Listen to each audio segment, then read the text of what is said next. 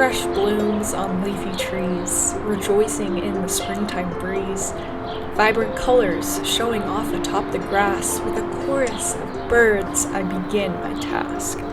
Starting with the bike on the wall that has not been touched, not much at all, since the crispy, cool, short days of fall. Beginning with the helping hand of my simple, trusty, cobwebbed bike stand. Using my newfound springtime strength, I lift up and up and up at length until my bike is floating off the ground. And I spin the clamp round and round, and now the seat post is fully bound. Upon inspection, it's in bad shape. With a little love, I can help it escape. To the springtime season, fresh and new, there's nothing a good scrub and wash can't do. Top tube, down tube, seat and chain stay. Last year's rides gets washed away to make room for another season of mountainous play. Front fork bars, spokes and wheels, below the layer of autumn dirt, a quick wash reveals the bike that has taken me to the top of trails and mountains, but we just can't stop. Quite yet, because perhaps the dirtiest of it all. The back gears, derailleur, they let out a call to scrub them using a resourceful back pedal. A wipe of the water, and then what's next? I start to do some bike maintenance checks. Pumping and pumping the brake lever. It seems to take forever and ever, but it's better to have that working brake.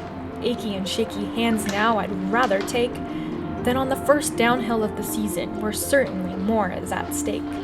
Each part of the bike is part of the whole that helps me reach some summertime goal, so we can't forget to attach other pieces of gear. A phone mount up top by the bars where I steer, plus a compact bike bag that holds a tube, lever, and air for when I'm out on the trail and I need a spare, because preparedness makes biking a much better affair. And now these very tires, they need a pump, so I attach the tube and then I jump onto my tool so I can pull up and push down, and I really let myself go to town until it reaches my preferred PSI, and I don't hear any holes, hiss, or cry, but most likely I'll have to readjust on that first ride.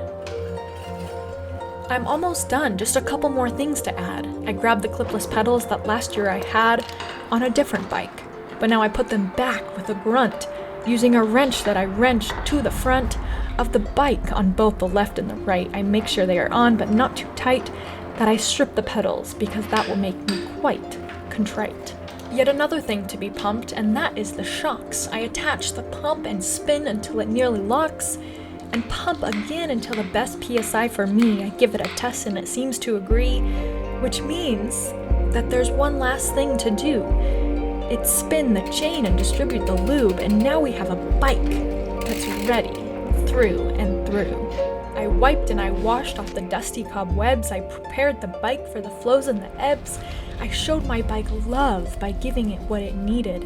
Now the first ride of the season, it can't be impeded by a bike that isn't ready to be set free.